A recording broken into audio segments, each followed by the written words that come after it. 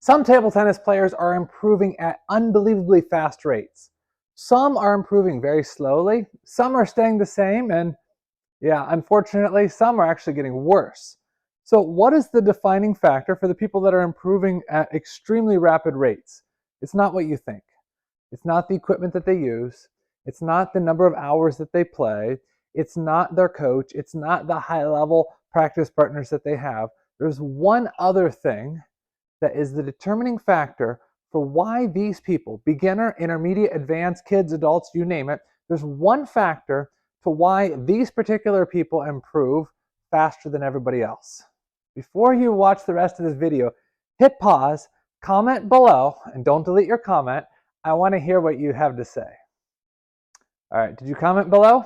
Okay, now we'll continue with the rest of the video. It is called a playing system. A playing system is how your entire game links together. So your serve is linked together with your third ball. Your serve return is linked together with your fourth ball. Your loop is linked together with your smash. So all these skills, they actually build upon each other. It's not bad to learn a new skill, but if that has no relevance to your game, you're not going to use it in a match, then you probably wasted your money on that lesson learning that new skill. Or you could have used your money to learn something else.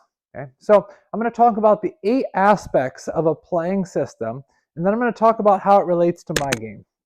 Because I could talk about my students, but they're out there competing internationally, and I don't want their opponents to have any kind of mental advantage over them understanding their playing system. So I'm going to use my game as a reference point.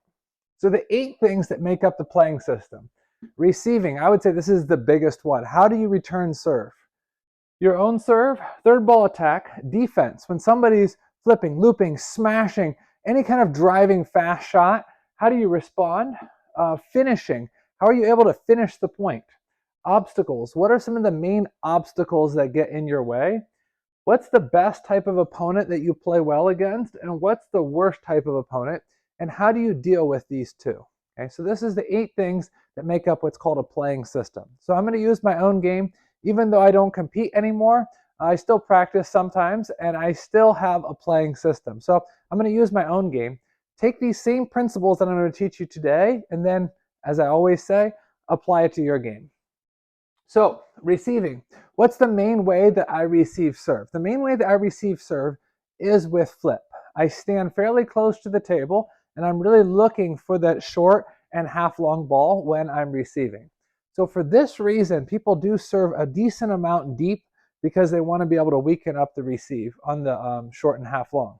So I need to practice both, but I need to really make sure that I'm able to read the bounce well as far as is it coming deep or is it going to be short. As I'm able to read the bounce better, then my flip on the short ball is going to get stronger and stronger. The other thing that I need to do if I'm going to improve my playing system with receiving is I need to be better at measuring the bounce. Once I can read the bounce better, I can catch the timing, then my flip quality improves a lot. Because this might apply to you as well. It's not just flip, it's flipping to actually gain an advantage in the point to the right location, synced up with the next shot.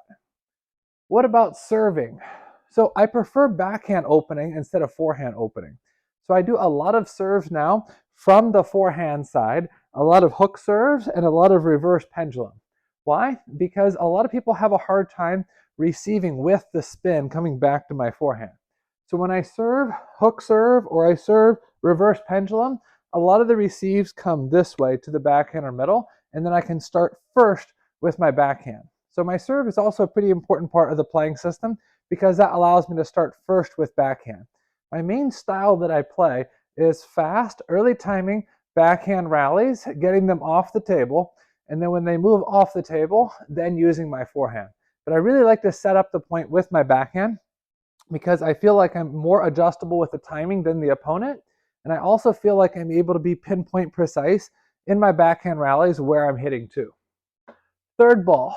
This is actually my biggest area of potential because when I serve a lot of these serves into their short forehand, into their half long middle, into the half long forehand, I get a lot of fairly weak kind of side spin pushes drifting in here. Now, on the times that I'm able to play top of the bounce or early timing in full power over the table, I'm able to get an advantage on that. But when my third ball is not that good and I'm not able to find the position well to attack over the table, guess what? My whole playing system kind of falls apart. So out of everything in my playing system that I really need to improve, I need to improve the third ball quality. No matter how much I practice my serve, no matter how many variations that I have as far as heavy backspin and heavy topspin, it doesn't matter. If they give a weak push and I'm not able to do damage with the third ball attack, then they're not going to fear my game nearly as much. What about defense? Okay, so defense is basically when I attack and they counterattack, how am I going to manage that? Or when I serve long or I push long and then they loop, how am I going to manage that? So for me, I like to use pressure block on backhand and counter loop on forehand. Now, pressure block on backhand, because I'm able to see the position pretty good, that's good. Counter loop on forehand is actually my weaker point. Why? Because when I serve deep or I push deep, I'm oftentimes set up for backhand, a little bit slow to react on forehand. So if I'm going to get my playing system stronger with my defense, what do I have to be able to do? To be a little bit more open with my hips on my neutral ready position instead of being too closed. I have to have my mind more in gear for forehand. And then when it does go there, I have to have the guts to go for it. Sometimes I get surprised and I react with my hand. I really need to go for that forehand counter loop. Even if it's a fairly low percentage, even if it's only 50, 60, 70% on, if my forehand counter loop is strong enough, I can strike fear into the opponent enough that they won't just continually spin to my forehand. I'd prefer them to spin to my backhand. That's why my forehand has to be more of a threat. What else? The finishing shot.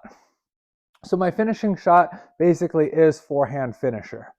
So one of the challenges for my playing system is because I'm playing a lot of backhand receive and backhand rally. When I do get them off the table and they like fish the ball up, I need to be able to pivot faster and open my hips up more. For those players that already play forehand on the opening, whether it be serve return or opening, they're already halfway pivoted. So it's actually easier for them.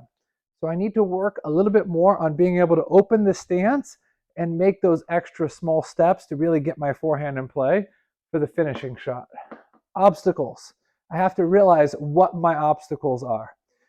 Throughout my 20s, I had a lot of back injuries, like lower back injuries. So I realized that's one of my obstacles. So if I'm going to get to a higher level, I got to keep my hip and I got to keep my back in good shape. What does that require from me? Well, it requires daily fitness. What else? It requires good posture. What else? It requires not a sedentary lifestyle. I work 8 hours a day sitting down in an office chair. So what do I need to do? I need to be dedicated to do stretching before I start my day. I need to get up and walk during the day so I'm not just sitting all the time. And then when I'm on the table, I just have to be able to make good decisions as far as how I'm feeling for the day. If I'm feeling better, then I'm going to push the limits and do stronger power pong robot training. If I'm not feeling quite as good, I'm going to have to do easier drills. But I know for me, one of the big obstacles is physically, especially like with the hip and back. Best opponent and worst opponent. My best opponent that I play is a guy that's swinging wild for a big, massive smash or counter loop. That's the best opponent I can play. Why? Because ball placement and changing it up as far as not only location but also depth is my strong point. So if I know that he's just going to swing big with forehand, I can do whatever I can to try to keep the ball shorter or wider or spinnier or some other variation that's going to give him trouble. So I know that as far as that's my best opponent. What's the worst opponent? The worst opponent for me is somebody who steps off the table 2, 3, 4 feet off the table and is able to return a lot of balls. Why? Because I have like one finishing forehand shot, but when he's back from the table, oftentimes he'll require me to hit 7, 8, 9, 10 finishing forehand shots. And so physically, this is a challenge for me to be able to survive a 3 out of 5 or a 4 out of 7 against somebody that can bring back so many shots. So knowing that that is my toughest opponent right there, what does that make me do? Well, that gives me actually motivation to be able to work on my fitness more, to be able to work on those types of drills, to structure robot drills or drills with people where they're off the table and they're fishing a lot of balls and I need to keep finding the position with my forehand to be able to hit strong forehands over and over and over again. So what in the world is the point of all this? The point of all this is to be able to help you to get you to think about your own game. Like I said in the beginning, the people that make the most progress, they understand their game the best, and all their shots really link together. Their serve goes with their opening loop. Their opening loop goes with their follow-up loop. So hour for hour, no matter how much they practice, they're getting the most out of their game. And that's really what I want you to do too, is I not only want you to buy a great Power Pong robot that's going to be beneficial for your practice, but I also want you to have the mind and the tools to actually be able to make progress this year. We just launched our brand new website, powerpongrobots.com. So if you want some free articles, free videos, if you want a free reference guide for anything, we've got a lot of FAQs listed on the website. Make sure you check it out. If you're here in the US, the best place to get Power Pong robots is from Paddle Palace. So paddlepalace.com has robots. If you're in any other country of the world, make sure you check out that website and we'll direct you so that you can get a hold of a robot this Christmas season. They're on sale now. Make sure you check it out soon. See you soon.